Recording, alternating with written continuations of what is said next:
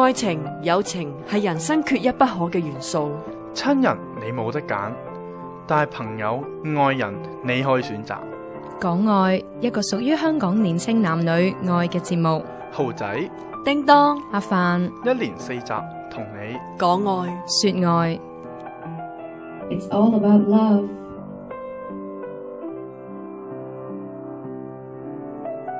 唔係每一個愛情故事都好似童話般咁美滿，唔係每一個人可以遇到佢嘅公主或者係王子。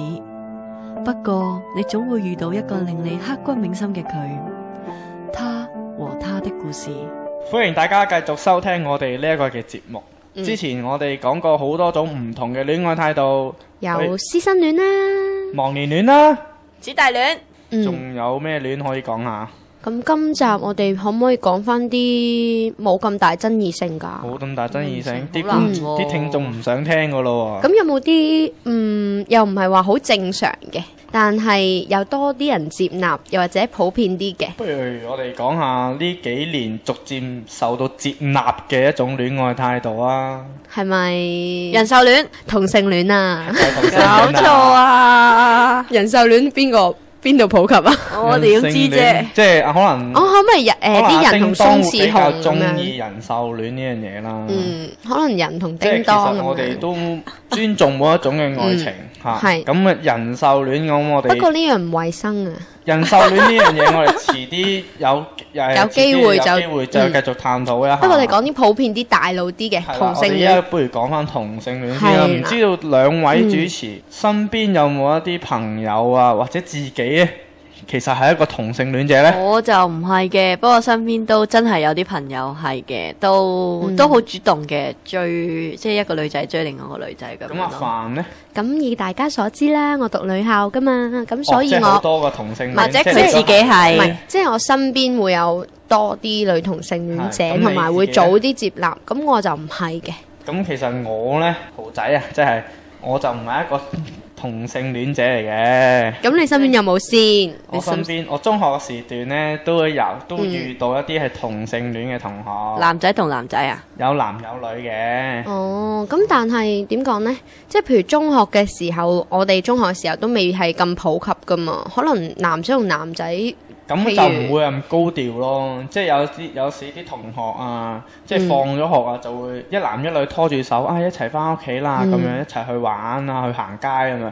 但係嗰啲同學就比較少咯，好少話拖手啊，只不過會係兩個一齊行啊咁樣嘅啫。不過我覺得女仔拖手呢，即係都會較容易接納啊。反而男仔呢，可能因為個感覺俾人男性嘅影響，我覺得係就可以探討一下啦。係啦，即係譬如男同男一就拖手，就好覺得係同性戀啦。咁女同女拖手，大家又覺得冇乜嘢。可能佢兩個都係 friend 啫。係啦，因為女仔中意啲 close 啲嘅關係啊。其實即係女仔係咪可能好容易都會翹住隻手噶啦？好朋友都會咁做。係啦，或者唔開心會攬住對方咁，即係好似好 common 咁。咁不如我哋聽下專家所講咩叫同性戀先啦。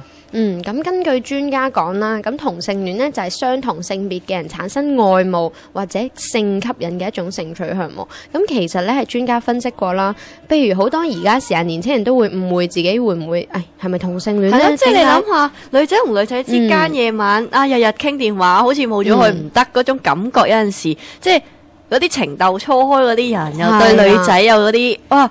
咁我覺得好容易會諗呢樣嘢嘅。係啦，呢啲喺我以前學校都有發生過，咁我一陣再講啦。咁但係專家就講啦，如果要點樣去離別你係咪同性戀呢？就係你一定要對同性有性衝動嘅，即係你會希望從佢身上除咗愛佢之外呢，你係想可能可以幫你解決到性衝動呢樣嘢，先至會係一個同性戀咯。咁刺激，都幾刺激㗎。咁點講呢？即係譬如以我以前學校為例啦，咁其實有好多女仔呢都中意翻女仔嘅，特別係嗰啲打扮得好男性化，譬如女同性戀者，我哋通常叫做 TB。即係着得好男仔個男仔化嗰啲啦，剪短晒頭髮啦，係啦，即係講嘢運動又好咧。通常嗰啲人好似好係啦好 old man 嗰啲咁嘅 feel。通常呢啲都係打籃球啊或者田徑隊嘅，好矚目嘅呢啲。咁樣咧就好多女同學會傾慕佢哋嘅，咁甚至佢哋可能會拍拖啊咁樣。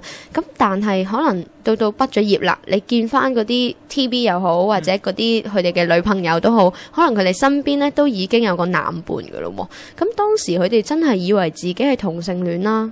咁但係點解？但係出咗呢個社會之後，又會中意翻男仔呢？其實就係因為佢哋可能焗喺個女校嗰度，冇機會識到男仔嘅啫，就未必真係佢哋係同性戀嘅。